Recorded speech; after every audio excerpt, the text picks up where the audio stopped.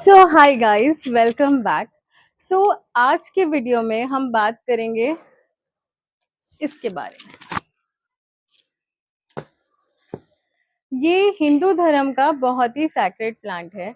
इसको कहते हैं अपराजिता शंख पुष्पी।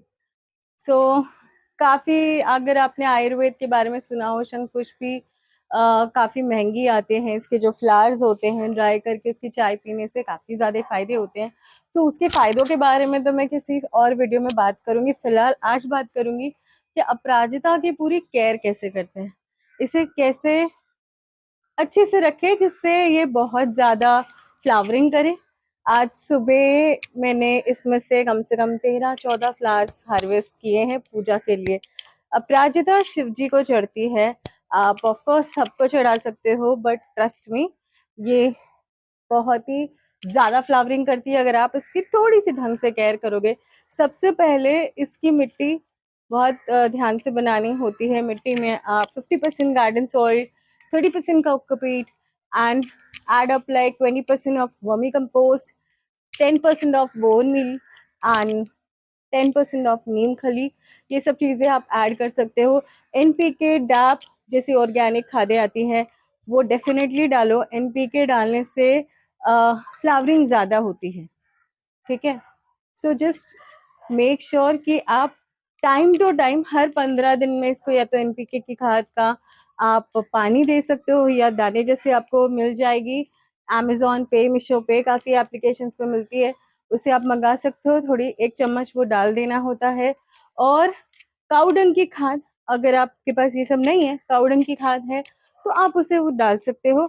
बट ये थोड़ा, इसमें एक चीज ध्यान देना होता है कि इसकी जो मिट्टी होती है ना, उस पे ऊपर लेयर पे कोकोपीट जरूर डालना, जिससे वो ड्राई ना हो जाए। कोकोपीट ना हीट से बचाती है। और इसको डायरेक्ट धूप में मत रखो, ऐसे एरिया पे रखो जहाँ पे धूप आती हो, पर इतनी नहीं आती कि वो जल जाए। क्योंकि कली वाले जितने भी पेड़ होते हैं ना, उनको अगर हम डायरेक्टली धूप में डालते हैं तो उनकी पत्तियां नॉर्मली येलो पड़ जाती हैं। तो इसको डायरेक्टली धूप में नहीं, बट हाँ, जैसे मैंने रखा हुआ है ओपन एम्बियंस में, धूप आती है यहाँ पे, सुबह सुबह बहुत अच्छी धूप आती है, बट इतनी भी नहीं आती कि अपराजिता जल जाए। ठीक है, साथ ही साथ में एक चीज जो मेरी पिछली अपराजिता को मार चुकी है। मेरे पास पर्पल वाली अपराजिता, यानी कुछ पर्पल है, कुछ ब्लू भी आती हैं, इंडिगो कलर की बेसिकली, और व्हाइट कलर की, दो अपराजिता के कलर्स आते हैं। तो मेरे पास वो दोनों थी और मेरी दोनों मर गई अनफॉर्चुनेटली कुछ महीने पहले। इट वॉज बिकॉज कि मेरे को पता नहीं चला कि उसकी जड़ों में मिलीबग ने अटैक कर दिया। मिलीबग, मेरे पिछले वीडियो में हिबिस्कस पे आपको बताया था कि उसको कैसे उससे बचना होता है, राइट।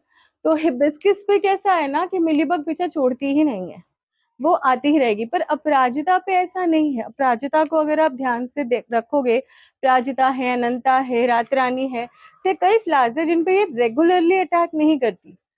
तो खासतौर पे जो कली वाले फ्लावर्स होते हैं उनके ऊपर रेगुलरली अटैक नहीं करती, बट अगर आपने इसको इन्फेक्टेड प्लांट के पास रख दिया, डेफिनेटली अटैक करेगी। तो मेक श्योर करो कि अगर आपके गार्डन में हिबिस्कस लगा है, यानी कि शू फ्लावर, गुड़हल, ये फ्लावर, इसके ऊपर सबसे ज्यादा मिलीबग अटैक होता है। तो इसके पास में अपराजिता को मत रखो, क्योंकि अपराजिता जो है हिबिस्कस से ना लड़ लेता है मिलीबग से। आप उसे ध्यान दोगे, रखोगे, वो बच सकता है, बट अपराजिता नहीं बच पाती है। अपराजिता पे अगर एक बार मिलीबग लग गई ना, तो आप कितना भी उसको संभाल लो, वो मर ही जाती है। मेरी दोनों पेड़ इतने बड़े बड़े होके वो खत्म हो गए मिलीबग से। विद इन 3-4 डेज मिलीबग का अटैक हुआ और पूरे पेड़ के ऊपर वो भर गई, जिससे पहले मैं ट्रीटमेंट करूं वो मर गई थी। तो उसके बाद मुझे पता चल गया कि इसको कैसे करना है। तो बस एक चीज करने का, हफ्ते में एक बार नीम ऑयल का छिड़काव करते रहो। नीम ऑयल है, बेकिंग सोडा है। मिलीबग पे ना बेकिंग सोडा और शैम्पू वंडर्स काम करते हैं। मतलब अगर आपने उसे शैम्पू से धो दिया ना, तो भाई वो पूरी धुल जाती है। तो अगर नहीं है पैसे नीम ऑयल खरीदने के, 250 रुपए की 2 बॉटल्स आती हैं नॉर्मली, वो अगर आप मीशो से या अमेजोन से मंगाओगे, तो जस्ट घर पे शैम्पू तो होता ही है ना, शैम्पू से धो दो।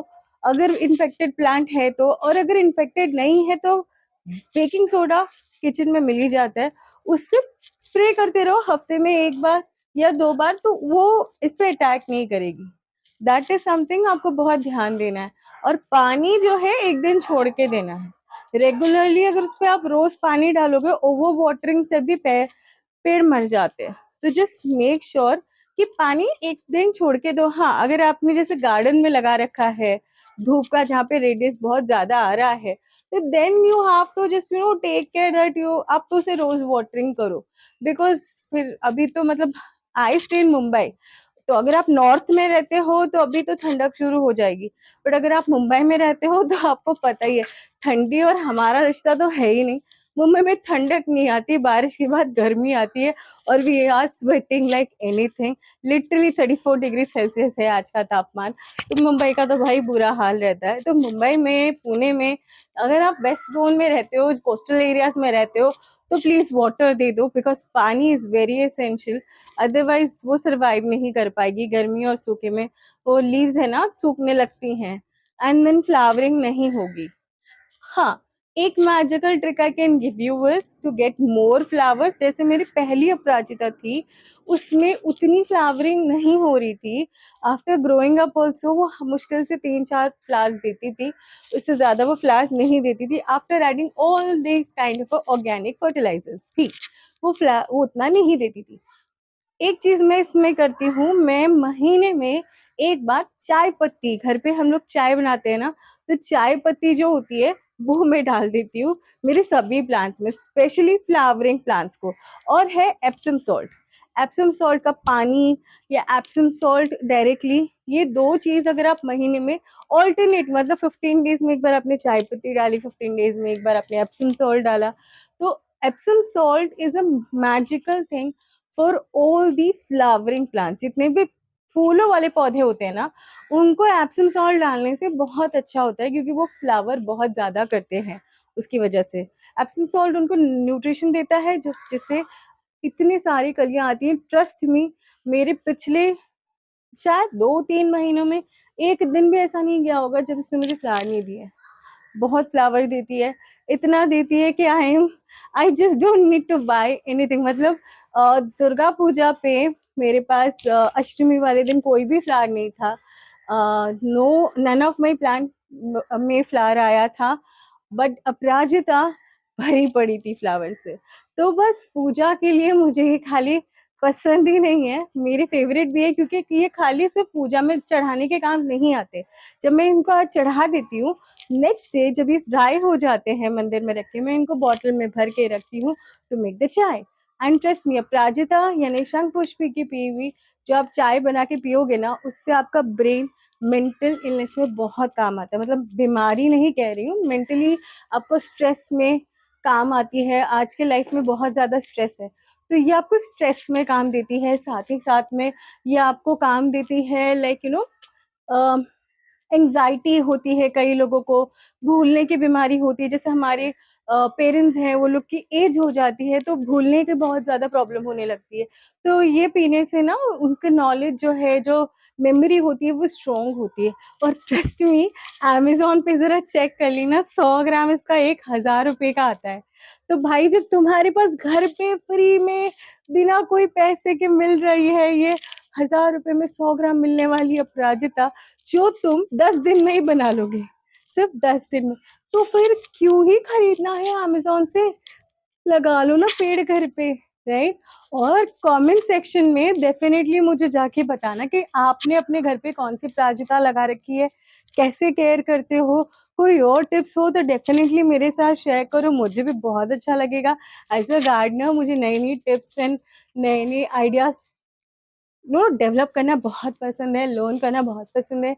And I would really love to know your experience. अगर आपके पेड़ पे मिली बग्स का अटैक हो गया है या कोई और प्रॉब्लम आ रही है, तो भी कमेंट सेक्शन में आके मुझे बताओ, जिससे मैं आपको गाइड कर सकूं। अगर मैं आपकी इसमें हेल्प कर सकूंगी तो डेफिनेटली हम दोनों मिलकर पेड़ बचाएंगे। And I can tell you, मेरे गार्डन में मैंने कई पेड़ हैं जो मैंने इन कीड़ों से या रूट में कभी प्रॉब्लम हो जाती है, मैंने उनको बचाया है। जैसे कैसेंड्रा है, देन डेजी है, फ्लावरिंग नहीं हो रही थी डेजी में, मैंने उनको बचाया है। मैंने अपने बड़े वाले हिबिस्कस के बारे में अपने बड़े वाले हिबिस्कस के बारे में तो आपको बताया ही है अपने शॉर्ट्स में, अगर आपने देखा हो कि 1 साल बाद उसमें फ्लावरिंग हुई है, लिटरली 1 साल बाद, क्योंकि मिली बग्स का अटैक तो उस बड़े वाले ऑरेंज वाले हिबिस्कस पे होता ही रहा।